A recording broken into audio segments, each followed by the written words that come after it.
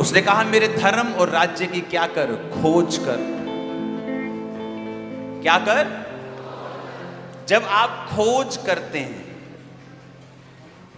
जब आप cancer medicine की खोज करते हैं, आप ऐसा नहीं करते मैं शाम को सैर करने जा रहा हूं, मैं खोज करने जा रहा हूं जरा जी, मैं आना माड़ी जी कैंसर की मेडिसिन की खोज करके।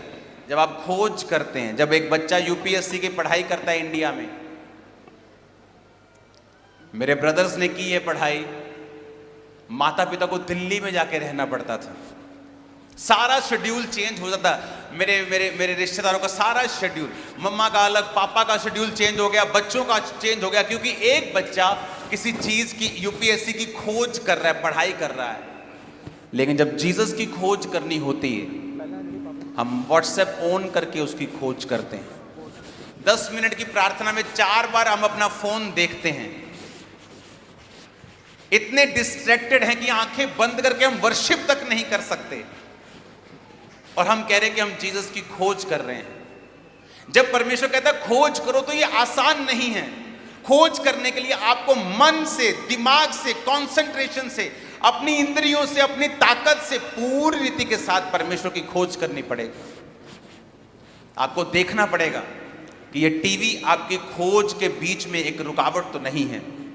आपको देखना पड़ेगा कौन सा ऐसा शरीर का काम है जो आपको खोज करने से रोकता है। तो परमेश्वर ने कहा जब तू मेरे धर्म और राज्य का असली वाला खोजी बन जाएगा, मैं आपको निशानी देता हूं, अगर आप जीसस के राज्य के खोजी हैं, आपकी पूरी दिनचर्या चेंज हो जाएगी। अगर नहीं हुई, आप कहते हैं मैं क्रिश्चियन हूं लेकिन मेरी दिनचर्या चेंज नहीं हुई, आप अभी खोजी नहीं बने। जिस दिन आप जीसस के खोजी बन जाएंगे, आपका सोना, उठना, बैठना, बात करना, दोस्त, सब कुछ आपका चेंज हो जाएगा।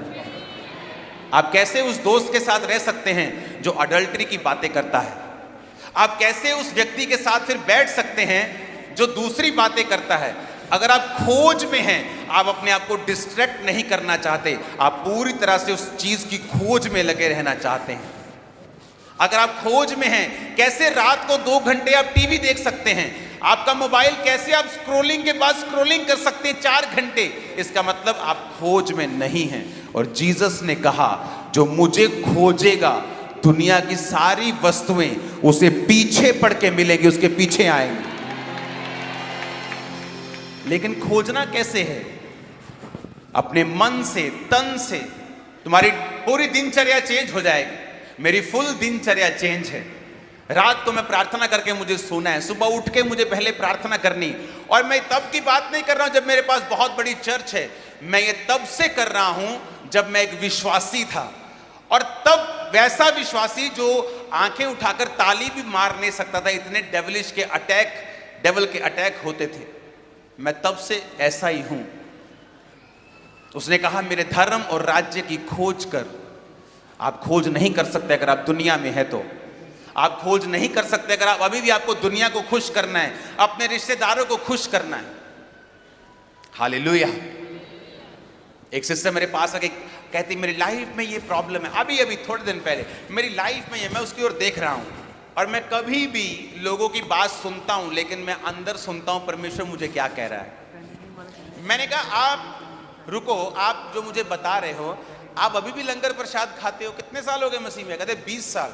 मैं कहा लंगर प्रसाद अभी भी खाते हो? कहती फिर रिश्तेदारों से जाना होता ना, गुस्सा करते हो। इसका मतलब आप परमेश्वर के खोजी नहीं, आपको रिश्तेदारों का डर है, आपको दुनिया की परवाह है, आप अभी उसके खोजी नहीं बने। उसने कहा मेरे खोजियों को किसी भली वस्तु की घटी नहीं होगी। भूल जाओ कुछ साल के लिए। एक यूपीएससी पढ़ने वाला आईएएस ऑफिसर जिसने बनना है, वो ये बात जानता है अगर मुझे ऑफिसर बनना है, I have to leave everything. दोस्त, यार, टीवी, क्रिकेट मैच, चाहे वो क्रिकेट का फैन हो, उसे सब कुछ छोड़ना होता है और पूरा कंसंट्रेशन लगाना होता है उससे। लेकिन एक आत्मिक बंदा इतना डफर है कि वो सोचता है कि आत्मिक लाइफ कोई प्रॉब्लम नहीं, जहां मर्जी जाओ, जिस मर्जी पार्टी में जाओ, जो मर्जी खाओ, जो मर्जी पियो, जहां मर्जी जाओ, I love Jesus. You love Jesus, पर क्या यह भी देखा है कि जीसस लव्स यू और नॉट? कि तुम तो जीसस से जीसस ने सिंपल कहा, if you love me you will keep my commands. तुम मुझसे प्यार करते हो, तुम मेरी आज्ञाओं को मानोगे। तुम लोगों को खुश नहीं करोगे, अपने रिश्तेदारों को खुश नहीं करोगे। तुमको यह नहीं मालूम कि संसार में सफल होने के लिए कुछ साल तुमको अलग होना पड़ता है? तो क्या तुम इतने डफर हो, तुम्हें यह नहीं मालूम कि आत्मा में सफल होने के लिए भी तुम्हें कुछ साल अलग होना पड़ेगा? परमेश्वर ने कहा अब्राहम आशीषित होना चाहता है, हां, अपने घर, अपने पिता, अपने कुटुंब, अपना देश, सारा कुछ छोड़ दे। प्रभु सब कुछ तूने बनाया, सारा कुछ तेरा, तू आशीषित करना चाहे तो यहां भी कर सकता है। परमेश्वर ने कहा मेरा प्लान तेरी लाइफ में बड़ा है। तू उन लोगों में रहता है जो हाथ और माथा देखकर भविष्य बताते हैं। तू उन लोगों में रहता है जो लोग बहुत बुद्धिमान हैं, लेकिन जब तक तू इनमें रहेगा तेरे को कभी पता नहीं चलेगा कि जो काम मैं कर रहा हूं तेरी लाइफ में अलग हो, तब मैं तेरी जिंदगी में काम करूंगा। हालेलुया। और विश्वास से चल। बाइबल कहती है परमेश्वर ने कहा अब्राहम छोड़ दे। ये नहीं कहा कि जलंधर छोड़ दे और जाना कहां है, लुधियाना जाना है कि चंडीगढ़ जाना है, यूके जाना है कि यूएसए। परमेश्वर ने कहा निकल जा। अपने घर से निकल गया, सिर्फ ये नहीं मालूम था कहां जाना है। आप प्रभु से आशीष चाहते हो, लेकिन विश्वास आपका इतना नहीं है।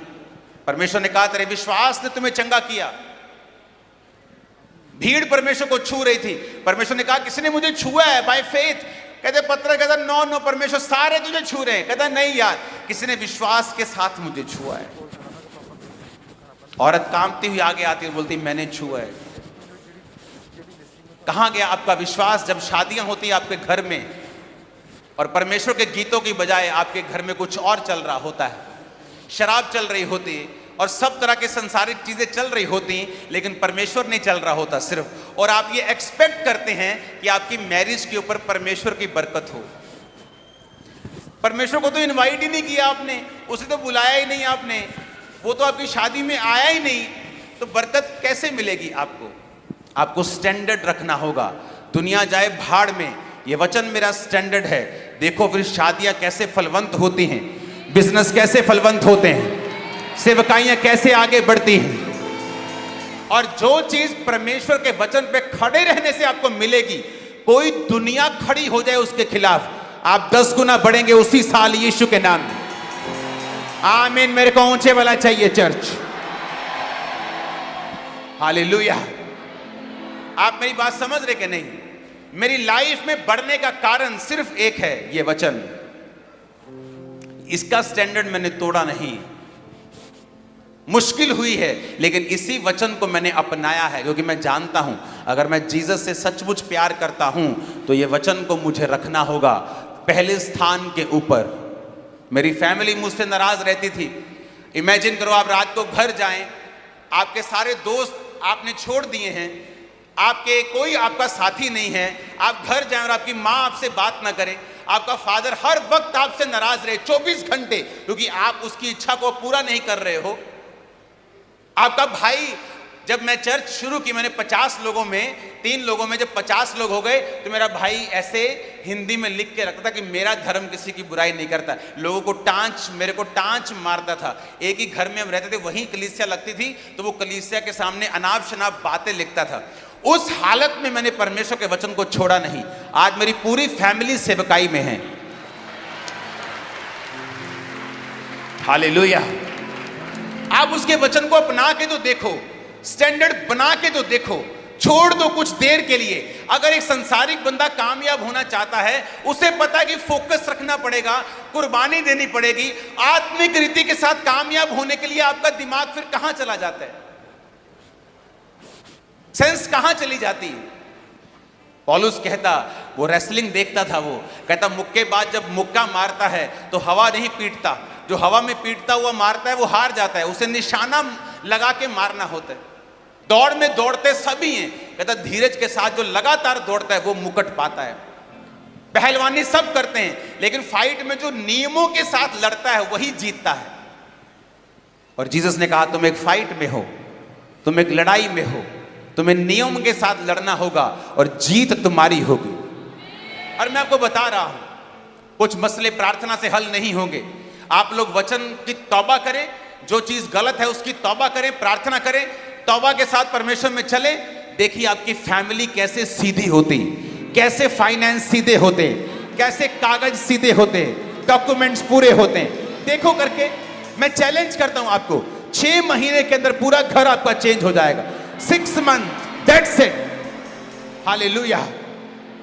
उसके वचन में इतनी पावर है, ऐसा नहीं हो सकता कि तुम उसके वचन पे चलो और तुम्हारा घर बदले ना, तुम्हारा हस्बैंड ना बदले, तुम्हारी वाइफ ना बदले, तुम्हारे बच्चे ना बदले, तुम्हारी इज्जत ना हो। तुम यीशु मसीह के वचनों को इज्जत देना शुरू कर दो, दुनिया तुम्हें इज्जत देगी। जहां तुमने एक्सपेक्ट नहीं किया होगा, वहां से इज्जत तुमको मिलेगी। हालेलुया। कुछ नहीं चाहिए तुम्हें अपने परिवार का साथ नहीं चाहिए परमेश्वर में बढ़ने के लिए। तुम फैसला कर लो आज कि मैं आज से परमेश्वर में चलूंगा, आज से मैं वचन पे चलूंगा, एक भी वचन तोड़ूंगा नहीं, पूरा ध्यान परमेश्वर पे रखूंगा। कोई नाराज होता होए, जाता जाए, आता आए, मुझे कोई मतलब नहीं।